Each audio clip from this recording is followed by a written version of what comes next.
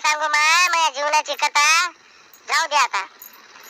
शिंदेबाई तुमचं बी थोबाडले पडून दिसायले. हो ग माया बी जीवनाची कथा तशीच आहे. पण पवारबाई तुमचं काय झालं नेमकं सांगा. तर मग ऐक, ऑमलेट करताना वापरतात कोंबडीचा अंडा. ऑमलेट करताना वापरतात कोंबडीचा अंडा. आमचा गणपतराव आहे लय मोठा गाव गुंडा. हे तर काहीच नाही पवारबाई. आमचं ऐका, मावा बाप जेवणात रोज खात होता बाबा चिवडा.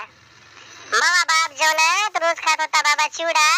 आमचा बाबूराव हा एक नंबरचा बेवडा. हे तर काहीच नाही शिंदेबाई. आता ऐका, 2-4 दिवस नाही पाहिले म्हणून घरातली केळी जातात सडून. 2-4 दिवस नाही खाल्ले म्हणून घरातली केळी जातात सडून.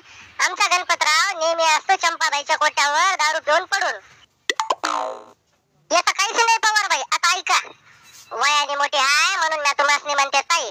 वयाने मोठी हाय मी म्हणून तुम्हासनी म्हणते ताई. आमचा बाबूराव नेहमी आणतो घरात तमाशाची बाई. जाऊ द्या पवारबाई आपलं